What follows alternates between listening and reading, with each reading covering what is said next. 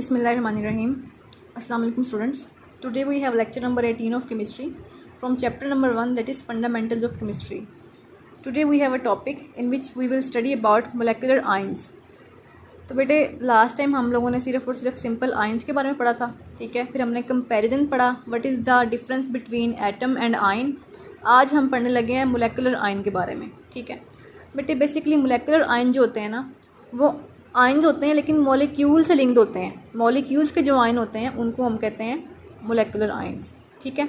अब basically molecular ions कैसे बनते हैं, ये कॉन्सेप्ट वैसे ही है जैसे हमारे पास एटम से आयन बना था।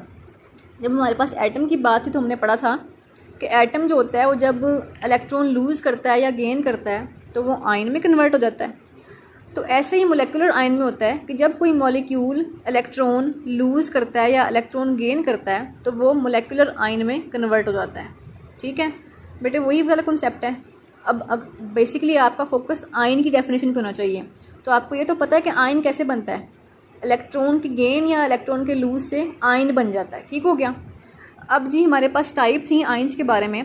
हमने आयन्स की जो टाइप्स पढ़ी थी, दो टाइप्स थी, पॉजिटिव जिसको हम केटाइन कहते थे, नेगेटिव जिनको हम एनाइन कहते थे। पॉजिटिव क्या, पॉजिटिव चार्ज वाले आयन्स को हम कहते थे केटाइन, ठीक है। और नेगेटिव चार्ज वाले एनाइंस को हम नेगेटिव चार्ज वाले आयन्स को हम कहते थे एनाइन, ठीक है। वही केस हमारे पास मोलेकुलर आयन में। मोलेकुलर आयन्स की भी दो टाइप हैं। पहली टाइप है पॉजिटिव जिनको हम केटाइंस कहते हैं, दूसरी टाइप है नेगेटिव जिनको हम एनाइन कहते हैं, ठीक है। हम पॉजिटिव यानी कि केटाइंस के बारे में पढ़ते हैं कि मोलेकुलर आयन जब पॉजिटिव चार्ज रखते हैं तो केटाइंस कहलाते हैं। और उनका बिहेवियर क्या होता है बेटे, अल्टीमेटली पॉजिटिव चार्ज मैंने आपको बताया था किस तरह से आता है। जब कोई एटम अब हम अगर आयन के हिसाब से बात करें तो आयन के हिसाब से यही बात थी कि जब कोई एटम इलेक्ट्रॉन लूज़ करता था यानी कि अपना इलेक्ट्रॉन किसी दूसरे को दे देता था, उसके ऊपर चार्ज आता था पॉजिटिव। अब मॉलिक्यूल के हवाले से या लिहाज से देखा जाए तो वही बात है कि जब कोई मॉलिक्यूल जो है वो अपने इलेक्ट्रॉन जो है वो लूज़ करेगा तो उसके ऊपर चार्ज आएगा पॉजिटिव। दैट्स वाई वो बन जाएगा केटाइन, ठीक है। उसको हम कहेंगे केटाइन, ठीक है। और उसके ऊपर पॉजिटिव चार्ज होगा, ठीक है। हमारे पास मोस्ट अबंडेंटली अगर देखा जाए तो मोलेकुलर आयन्स जो हैं वो केटाइनिक फॉर्म में प्रेजेंट होते हैं, ठीक है। हमारे इर्द गिर्द सराउंडिंग में पॉजिटिव जो हैं, पॉजिटिव चार्ज वाले यानी कि केटाइनिक नेचर के मोलेकुलर आयन ज़्यादा हैं, जबकि एनाइनिक नेचर के जो मोलेकुलर आयन है वो कम मिकदार में मौजूद है हमारे सराउंडिंग में। केटाइंस की एग्जांपल लें तो हमारे पास है बेटे CH4 जो आपको याद होगा वो मीथेन था, ठीक है। अब CH4 के ऊपर पॉजिटिव चार्ज है, ठीक है, यानी कि ये अब केटाइन है, ठीक है। हीलियम बेटे गैस थी, ठीक है, हीलियम के ऊपर पॉजिटिव चार्ज है, अब ये हीलियम केटाइन हो गया, ठीक है। बेटे नाइट्रोजन बेसिकली गैस है, ठीक है, इसके ऊपर अब पॉजिटिव चार्ज है लेकिन मॉलिक्यूल फॉर्म में एग्जिस्ट कर रही है, आप यहाँ पर भी देख रहे हैं, ठीक है। N2 है, दैट्स मीन कि दो एटम है। जब दो एटम मिलते हैं तो मॉलिक्यूल बनता है। Ultimately molecule of nitrogen having a positive charge that is called cation of nitrogen, ठीक है। Now this is behaving as a molecular ion. अब हम बात करते हैं एनाइन की। तो बेटे सिंपल सी बात है, molecular ion with negative charge on them are called molecular anions, ठीक हो गया। इनकी नेचर कैसी होगी, anionic nature of molecular ions is called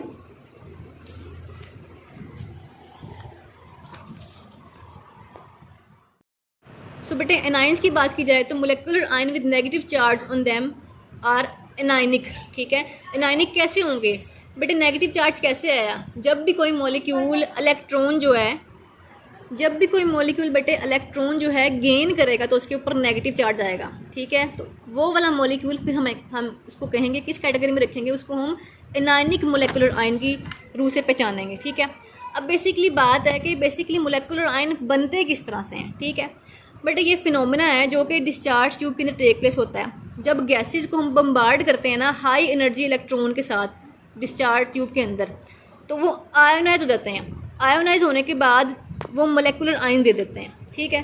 but आपकी बुक में लिखा हुआ है, ये मोस्टली शॉर्ट क्वेश्चन भी आता है, how molecular ions are form. तो आपने लिखना है इसके आंसर में when gases are bombarded with high energy electron, जब गैसेज को हाई एनर्जी इलेक्ट्रॉन के साथ बम्बार्डेड किया जाता है इन अ डिस्चार्ज ट्यूब, किसी डिस्चार्ज ट्यूब के अंदर, तो वो आयोनाइज हो जाते हैं और आयोनाइज होकर क्या देते हैं, मोलेकुलर आयंस देते हैं। ये इसका आंसर है, ठीक है।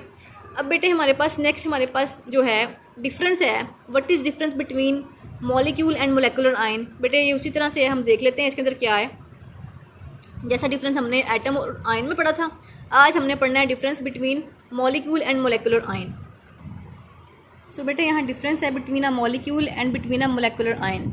बेटे सबसे पहले बात यह है कि जो मॉलिक्यूल होता है ना, वो स्मॉलेस्ट पार्टिकल होता है किसी भी कंपाउंड का। किसी भी कंपाउंड के स्मॉलेस्ट पार्टिकल को हम मॉलिक्यूल कहते हैं, ठीक हो गया।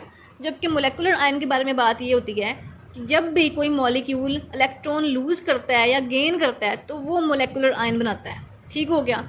समझ आ रही है इस बात की कि किसी भी कंपाउंड के स्मॉलेस्ट पार्टिकल को हम कहते हैं मॉलिक्यूल, लेकिन जब कोई मॉलिक्यूल इलेक्ट्रॉन लूज़ करता है या इलेक्ट्रॉन गेन कर लेता है तो वो मोलेकुलर आयन बन जाता है, ठीक है। बेटे मॉलिक्यूल की बात ये होती है कि मॉलिक्यूल हमेशा न्यूट्रल होता है, यानी कि इसके ऊपर कोई चार्ज नहीं होता, ठीक है। जबकि मोलेकुलर आयन, क्योंकि ये आयन है तो इसके ऊपर कोई ना कोई इलेक्ट्रिकल चार्ज होगा, इट हैज़ सम चार्ज, इधर पॉजिटिव और इधर it will be a negative, ठीक है।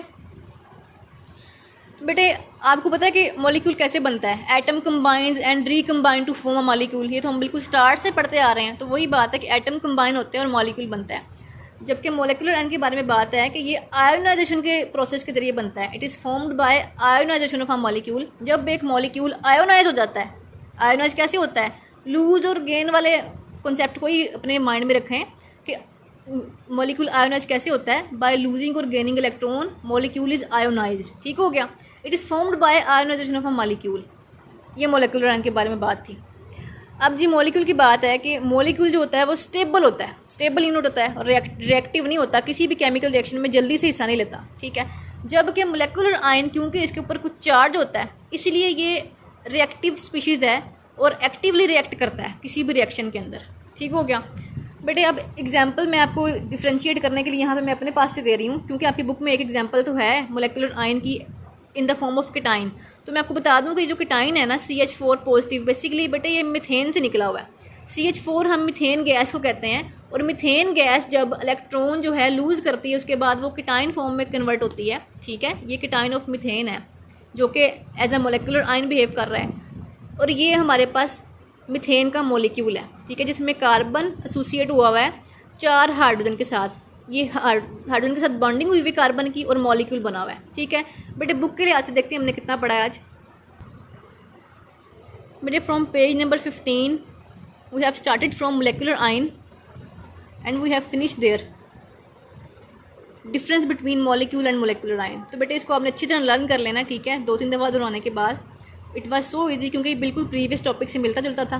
तो बेटे यहाँ तक आप इसको याद कर लीजिएगा, ठीक है। और आपने आपकी असाइनमेंट ये है कि आपने एनाइंस जो हैं मोलेकुलर एनाइन वो 2 ढूंढ के ना वो राइट डाउन करने हैं, ठीक है। ठीक है बेटे, अल्लाह हाफिज़।